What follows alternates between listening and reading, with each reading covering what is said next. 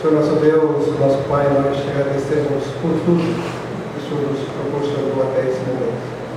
Por essa manhã, onde a gente ouviu um belo testemunho, onde o louvor nos levou para bem perto de Ti. Muito obrigado por tudo isso, Senhor, por tudo que o Senhor nos proporcionou até o momento. Quero te pedir agora por esse momento nobre, esse momento tão importante que é a tua mensagem. Que o Senhor tome o pastor Edu, o teu servo, o nosso pastor em tuas mãos, para que ele possa nos transmitir o que o Senhor tem a nos dizer nessa manhã. Que ele seja, de agora em diante, o seu porta-voz. Eu oro, Senhor, agradecido em nome de Jesus. Amém.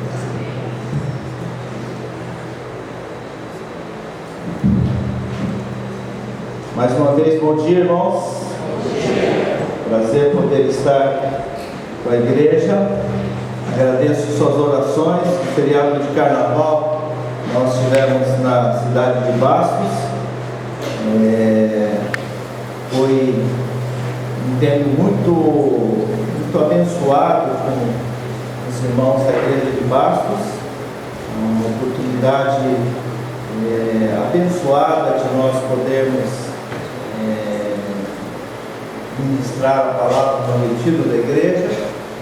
Foi muito gostoso ver a mão do Senhor nos abençoando, ver Deus trazendo um novo momento para aquela igreja, e saímos de lá muito encorajados, assim como os irmãos da igreja. Agradecemos de coração aqueles que estiveram orando por nós, pela igreja que tem nos apoiado nessas viagens. Tenho pensado nesse início de ano um aspecto da nossa vida que não é o aspecto exterior, é o aspecto interior. O que a Bíblia chama alguns textos do secreto, principalmente naquele texto de Mateus, quando nos convida a orar em secreto. Esse tema do secreto é um tema muito interessante de nós estudarmos. Ontem nós tivemos também uma palestra da Fraternidade Wesleyana em Santidade, junto com a pastora Nene e com a minha esposa Diana, e o preletor ele disse que nós temos que refletir, né, a imagem de Deus, aquilo que o Sussu na sua oração comentou, interessante, né? Que ele é que diz que quer ser imagem de Deus nas suas filhas. E o preletor estava falando exatamente disso. Se nós temos alguma experiência da santidade de Deus, se Deus tem transformado o nosso coração, então nós temos que refletir isso para as pessoas.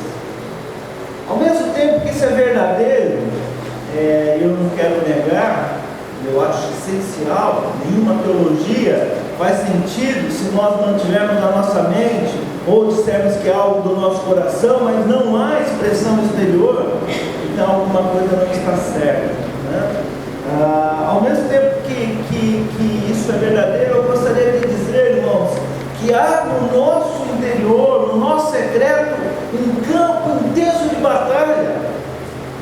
Nesse momento que eu falo com vocês, passa pela sua mente, no seu secreto, um monte de pensamentos. E você não sabe, mas é um campo de batalha, porque ao mesmo tempo que o Espírito do Senhor está tentando ou está ministrando sobre a sua vida, o inimigo está tentando roubar aquilo que o Senhor quer falar. O secreto é um lugar especial, é aquele lugar onde nós muitas vezes estamos pensando e conversando com a gente mesmo, estamos falando sozinho, estamos trocando ideias conosco mesmo, onde os pensamentos passam e as pessoas não sabem necessariamente o que nós pensamos. Às vezes alguém pode chegar e dizer: oh, que legal te encontrar, e lá no secreto ele pode estar pensando: oh, que cara chato meu. Quantas vezes você não pensou isso? Bom dia, opa, legal. Chato. Estragou meu dia. Quantas vezes no secreto, você imagina e maquina coisas. Graças a Deus tem todos os planos malignos, que às vezes os planos ruins, infelizmente também nem sempre os bons, nós conseguimos tornar realidade. Mas o secreto é um espaço onde nós lutamos constantemente. E eu quero iniciar algumas mensagens falando sobre a obra de Deus no secreto. Como Deus quer trabalhar para transformar o nosso secreto e nos dar vitória no secreto. E nessa manhã, tentamos ser bastante objetivo. Graças a Deus, tivemos momentos muito especiais, momentos especiais de culto até aqui. Quero ser objetivo para não termos programa pela frente, temos a escola bíblica, importante para a solidificação da nossa fé. Não quero atrapalhar. Então nós queremos pensar na sequência de mensagens sobre o tema aprofundando no secreto. E hoje em especial quero falar sobre aprofundando no secreto em oração. Em oração. Oração que às vezes a gente pode fazer, ela envolve um monte de aspectos. Existem livros que ensinam como você orar, né? Tem a tal famosa oração de Jabez, que se aprende lá, um monte de coisa. O cara é fantástico, é de um versículo daquele tamanho, que só fala uma vez um tal de Jabez na vida, consegue criar tantas coisas e tirar tantas instruções importantes a partir daquele versículo. Oração possui tantos aspectos, há tanta coisa que você pode aprender, mas há algo especial, importante, que diz respeito à nossa intimidade. A oração que nós fazemos no nosso íntimo, a oração que parte do nosso coração, que está lá dentro do nosso coração, que muitas vezes ninguém sabe que nós oramos.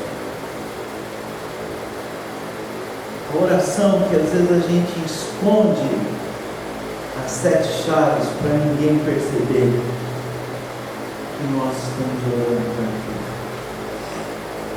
Às vezes, por conceitos teológicos equivocados, nós cristãos evitamos manifestar às vezes o temor que a gente tem das situações, os receios que a gente tem. Eu fiz um monte de exames, graças a Deus. O Dr. Marcelo está aí, meu coração está bonzinho, só que ele descobriu que eu tenho outro problema. Oh, Jesus amado, resolve um, descobre outro. Não, brincadeira, agora ele está dando a solução para os meus problemas. Mas tem horas que você ora e diante das pessoas, não, graças a Deus, tudo bem, estou ótimo, só um pequeno problema que está aparecendo. Mas no secreto, às vezes você ora, Deus, por que esse negócio? Está tudo bom, para quê? Mas essa ainda, Deus, qual é? E no secreto, às vezes nós trabalhamos ou não nomeamos, não, eu não posso orar dessa maneira. Quem sou eu para falar isso com Deus? E no secreto, às vezes, por causa dos conceitos equivocados acerca da vida de Deus, nós vamos acumulando sentimentos e não colocamos ele nem para Deus, mas deveríamos colocar para Deus. Portanto, eu quero falar da oração, da intimidade, da oração do secreto.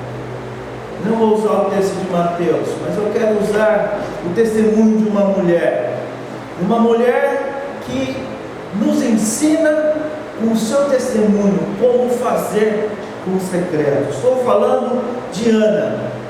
Ana, os irmãos conhecem a história de Ana, mãe de Samuel, capítulo 1 de 1 Samuel. Ana era uma mulher bem casada, tinha um marido muito bom, que se achava melhor do que muitos filhos. Afinal de contas, ele dava tudo, dava até mais para ela do que para outras. No dia de hoje não precisa ter outras não, pode dar tudo para sua mulher mesmo. E Ana tinha um problema sério no seu coração, porque ela desejava intensamente conceber um filho e não podia. Mas o problema dela não estava relacionado apenas com esse fato, mas o problema dela estava relacionado com o fato que a outra debochava dela, a outra espizinhava ela e dizia assim: você não vai, você é furada, você ganha mais do cara, mas você não é nada. Você não serve para nada.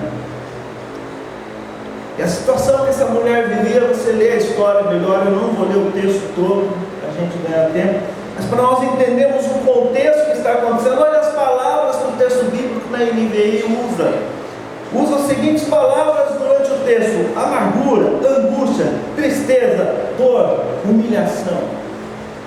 O que essas palavras indicam para você, querido? Havia no coração dessa mulher algo extremamente pesaroso. Amargura, ela era uma pessoa amargurada, ela era uma pessoa angustiada, ela era uma pessoa que tinha intensa tristeza, ela era uma pessoa que sentia dor, era uma pessoa que era humilhada. Queridos, quantos de nós não passamos em outros contextos, situações desse tipo?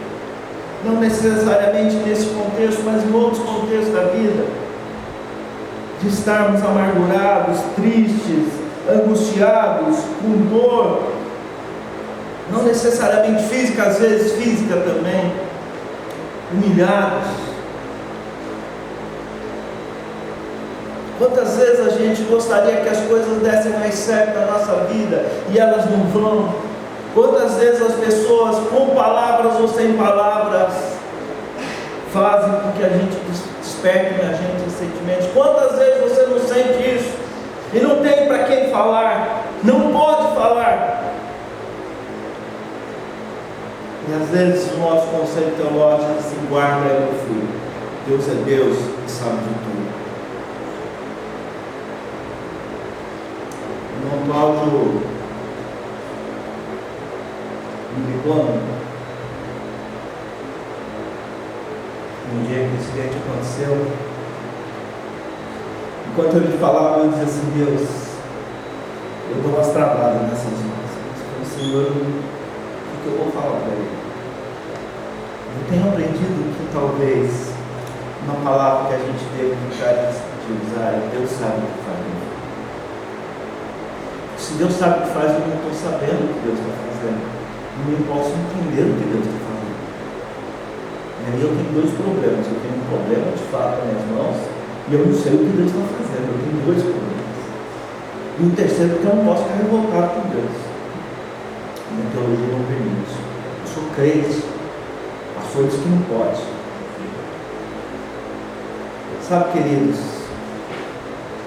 há momentos em que você não tem o que falar. O que você vai falar? Há momentos que a alma está tão apertada que não tem o que fazer. Isso está no seu secreto, está no seu íntimo, isso está no seu dia a dia, está no momento a momento, mas que às vezes nós não damos razão. E o texto que nós estamos vendo, ele nos ensina em alguns pontos como nós trabalhamos isso, aprofundando no secreto na oração. Primeiro, versículo 13: como Ana orava silenciosamente, seus lábios se mexiam, mas não se ouvia sua voz. A primeira coisa que Ana nos ensina que nós aprofundamos o secreto em oração, orando no silêncio, orando na quietude, orando. Quantas vezes você não tem sentido isso? Temos trabalhado aqui na igreja com o Ministério de Intercessão, parceiros de oração, mas Deus tem concedido esse ministério muitas vezes no meu ministério pastoral. Inclusive nessa viagem de pude trabalhar bastante a questão da intercessão. E às vezes, quando nós vamos orar pelas pessoas, Deus traz alguma palavra, traz uma revelação, e constantemente Deus mostra que pessoas que estão enfrentando angústias profundas são pessoas que estão caladas, que às vezes enfia a cara no travesseiro e não tem para onde fazer, fingem que não estão chorando, para que as pessoas não perguntem por que você está chorando. E Ana era uma mulher que orava no silêncio. Ana era uma mulher que estava ali e não podia se ouvir a sua voz. Orar lá no secreto é orar em silêncio. Não é porque eu sou capaz de gritar, Deus, o que é isso? Que Deus vai me escutar. Alguém diz assim, botou um muro perto de uma igreja, e disse assim, Deus é surdo, fala mais baixo.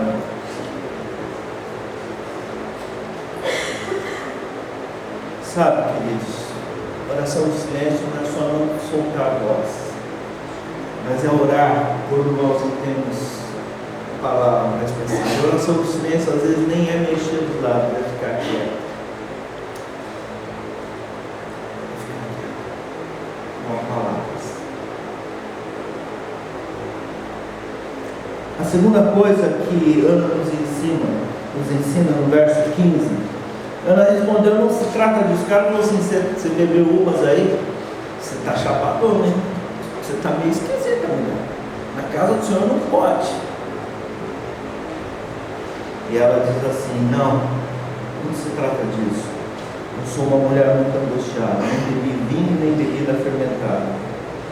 Eu estava derramando a minha alma diante do Senhor.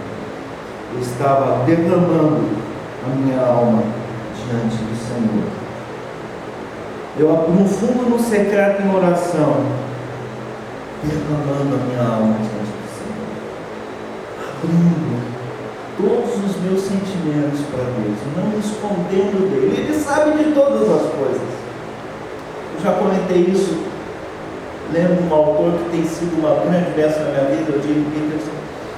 Aprendi algo fantástico sobre oração que já devia saber. Mas que oração é mais do que uma sequência de pedidos que eu faço para Deus. É mais do que pedir para Deus uma lista de coisas que eu preciso que Ele me ajude, que eu não dou conta.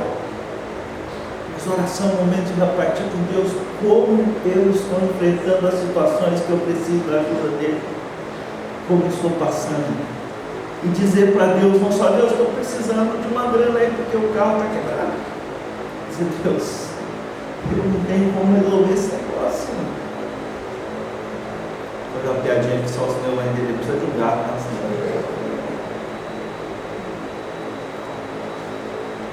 Quantas vezes a gente só faz lista, mas não derrama a alma para o Senhor, não conta para Ele o que está sentindo, não reparte com Ele os seus sentimentos, as coisas como chegam, como dói, como não dói, como te afeta, como não afeta, como você está, qual a sua alegria, a sua tristeza. Nem as alegrias, nem as tristezas. Nós precisamos aprender a derramar a alma diante do Senhor. A terceira coisa que nós aprendemos é algo que sabemos toda vez que você lê qualquer livro de oração, qualquer estudo bíblico de oração, vamos falar isso, mas eu queria colocar no outro prisma. E ela diz assim no verso 16: não julgue a tua serva, uma mulher vadia, estou orando aqui até agora por causa de minha grande angústia e tristeza. E essa mulher vinha ano após ano orando por causa da grande angústia e tristeza no coração dela. Eu queria que Deus me respondesse todas as minhas orações de forma instantânea. Sim, sim, não, esquece, não ora mais disso, não vou te dar não. Mas às vezes Deus trabalha no processo de nós estarmos orando e repartindo. Então a perseverança na oração não é só porque Deus, eu quero ver até onde esse cara vai. Quero ver se ele quer mesmo. Se pedir mais 3 vezes, talvez ele signifique que ele quer. Não, Deus não está interessado nisso. Deus já sabe desde a primeira vez que você orou. Perseverar não é ser insistente. Me dá. Deus, o Senhor sabe que eu preciso, me dá. Sai do meu pé, menino. Orar com perseverança é mais do que isso. É constância. Expressando a Deus quanto eu preciso, tenho urgência disso. E por isso eu insisto em orar. E continuar orando. Não desisto de orar. Mesmo quando as pessoas dizem, parte para orar.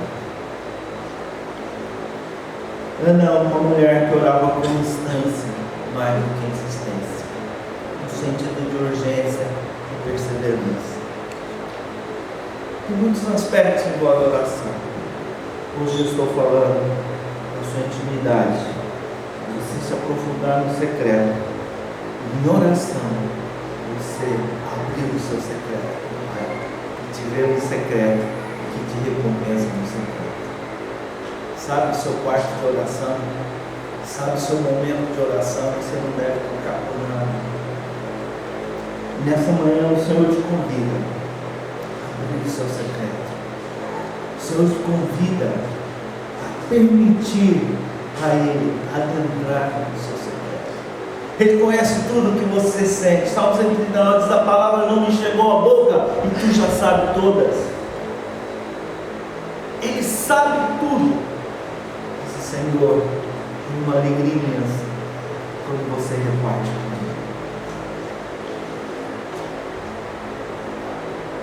E nessa manhã o Senhor quer que você convide a abrir o seu secreto, a aprofundar nele, começar a orar com Ana, às vezes com silêncio, às vezes pegando a alma, às vezes com distância. E você parte com ele, aquilo que vai acontecer. Nem todos os momentos que a gente vive são momentos como Ana viveu, graças a Deus, né? Se a vida toda fosse assim, a gente estava lascado. Mas queridos, há muitos momentos, e há pontualmente áreas da nossa vida que nós trancamos lá no secreto, escondemos a chave para nós mesmos não achar, de preferência nós não queremos tocar nisso. Nessa manhã o Senhor te convida a você abrir o seu secreto, aquilo que vai no seu coração, você precisa, para você derramar na presença dele. Pedi para o louvor cantar essa música, eu queria que nós cantássemos novamente, porque ele é um encorajamento, ele veio para te salvar. Contempla o Senhor, que ele vem para te salvar. Diga aos cansados, diga aos abatidos, o Senhor vem para te salvar. Será que é possível a gente cantar? Pessoal, Mateus infantil, minha bem, vamos.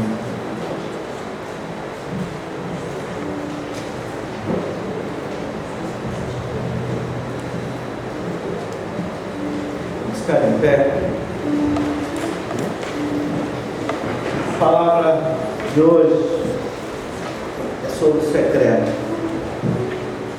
Então eu quero que você ore no seu secreto. Se não estiver orando, o Espírito te fizer derramar, não tem vergonha, não precisa olhar para a pessoa do lado. Também não fica olhando para ver quem está derramando o coração diante de você. Entra no teu quarto, fecha a porta.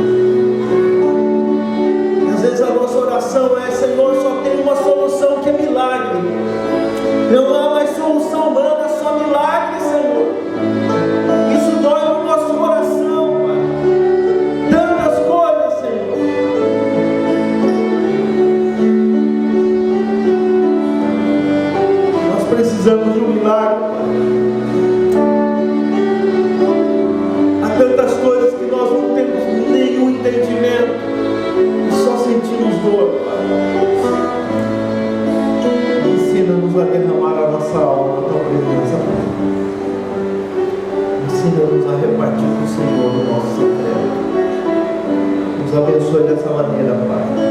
Abençoe os irmãos que nessa manhã praticaram o que a palavra ensina. Vieram diante do Senhor e derramaram o seu coração na tua presença. Em nome de Jesus. Amém. Pode sentar. Queria te encorajar você a fazer isso no seu dia a dia, no seu tempo de oração. Perseverar, sempre repartir com o Senhor o seu Senhor.